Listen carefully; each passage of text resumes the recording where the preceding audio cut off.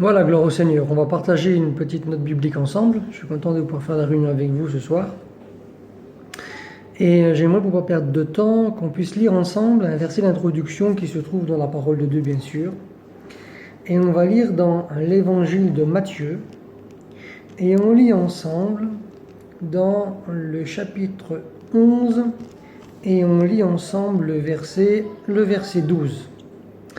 C'est le Seigneur Jésus qui parle et qui dit: Depuis le temps de Jean-Baptiste jusqu'à présent, le royaume des cieux est forcé, et ce sont les violents qui s'en emparent.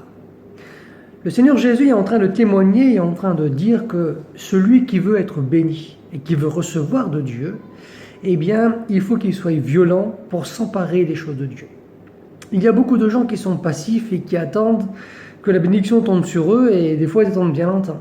Mais par contre, ceux qui font des efforts parce qu'ils ont un besoin particulier dans leur vie, eh bien le Seigneur dit que s'ils se font violence et qu'ils en veulent, eh bien le Seigneur sera capable de les bénir.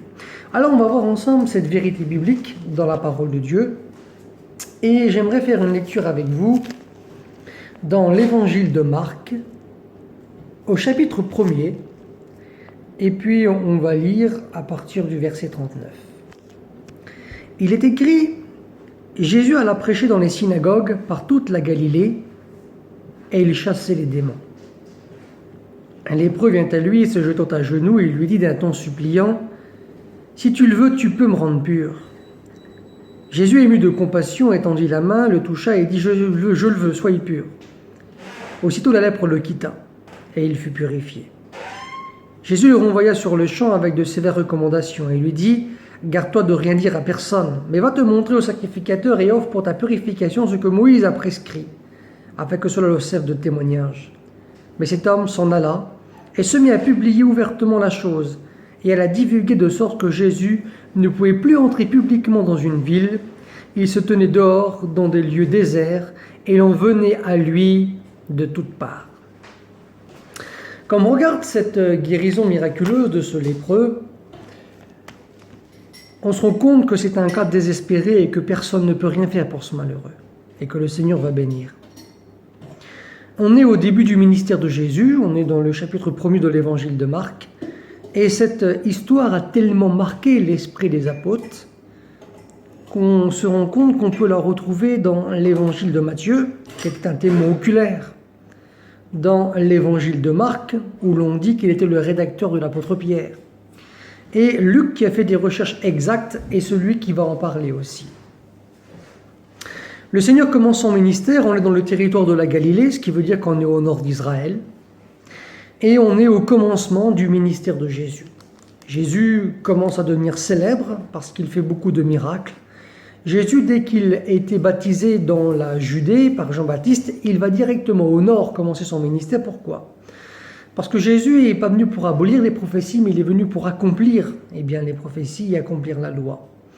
Il est écrit dans Ésaïe chapitre 8, à la fin du chapitre et dans le début du chapitre 9, que le territoire de Nephtali et le territoire de Zabulon est un territoire qui était enténébré, mais qu'une grande lumière allait jaillir dans ce territoire.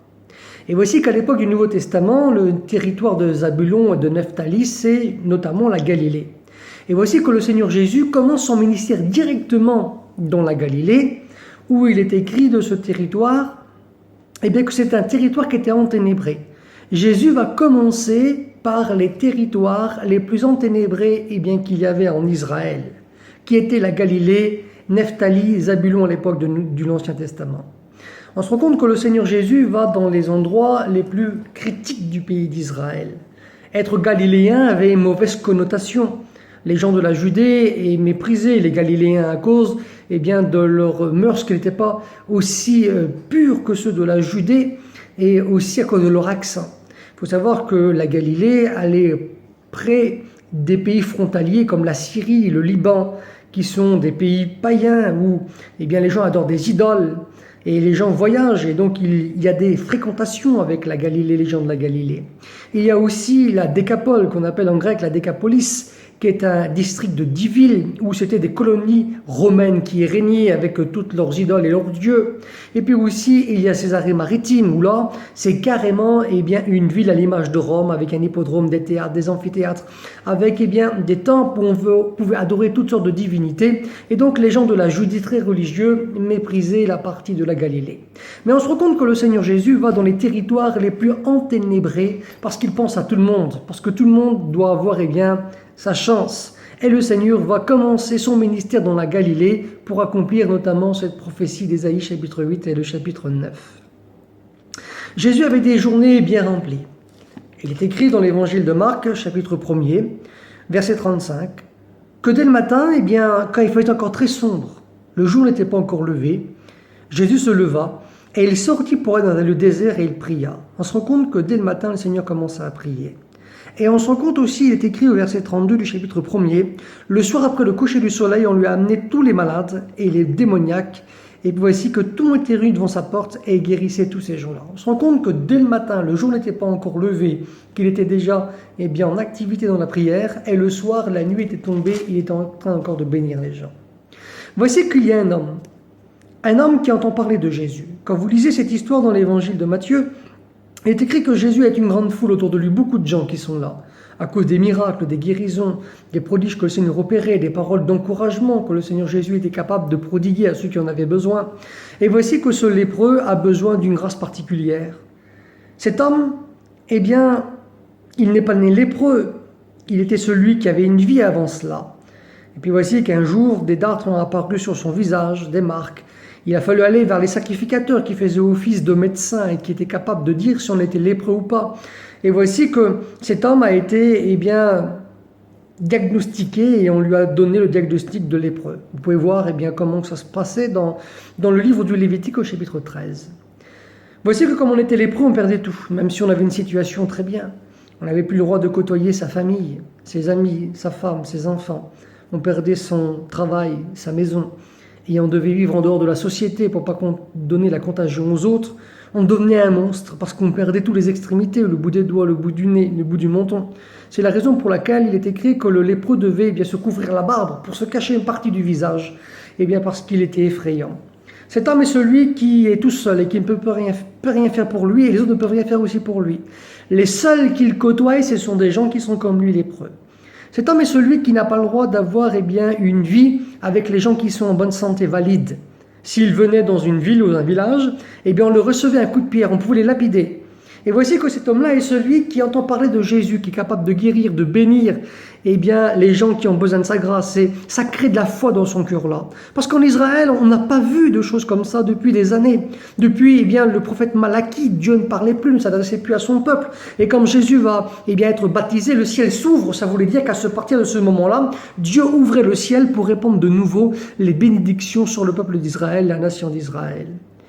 Voici que cet homme, il est lépreux et il espère qu'il peut être guéri. Et le seul qui est capable de le guérir en Israël, c'est pas un rabbin comme Gamaliel, qui a été l'enseignant de Paul, quoi qu'il est important, ou le souverain sacrificateur Caïphe, non. Mais il met sa confiance en Jésus parce qu'il a entendu parler de lui.